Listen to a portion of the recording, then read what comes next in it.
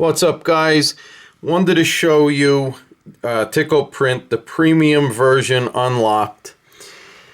I also want to make perfectly clear to you guys that this app is very good and it works very well, providing you do not use one of those headset mics. I tried mine again and I got crappy results. Use your phone's internal speaker. I'm not gonna take the band off again, but you could do crown up, crown down, but make sure you're doing it on the back of the case. And you can also do dial up and dial down if you want.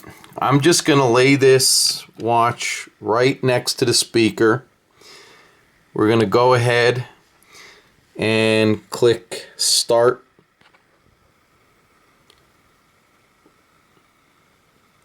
See, it picked up the beat rate. Let's give it a little bit.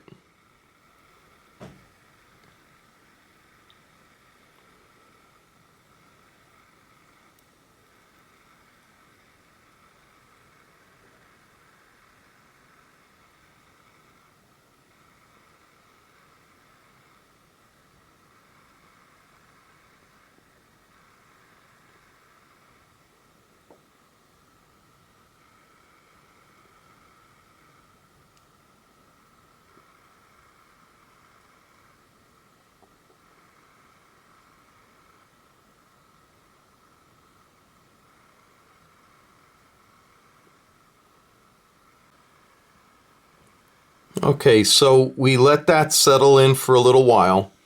You can see our beats per hour, our seconds per day, and then the beat error, which is your milliseconds. And then over here you have your amplitude, which is the swing of your balance. And anything between 250 and 300 and something, you know, you got a good healthy watch.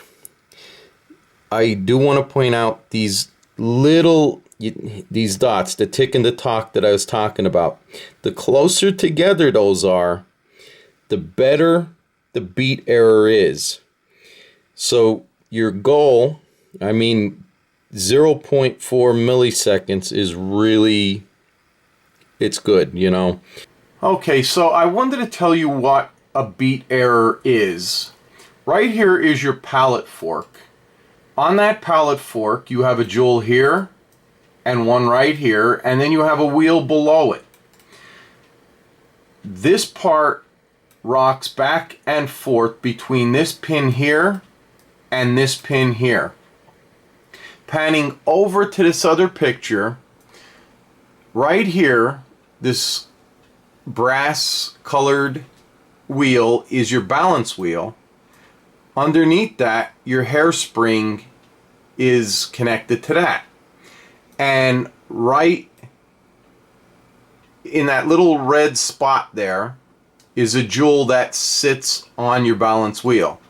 Now panning over, this is your palette fork, by the way, right there. And then that's your gear. Panning back over to this picture, your beat error, your fork right here should sit directly at rest in between this pin and this pin. Now your balance wheel with the hairspring and that little jewel, while this part right here, that fork, is resting dead center of this pin and this pin, the jewel over here on your balance wheel should be sitting right in the center of that little notch in the fork.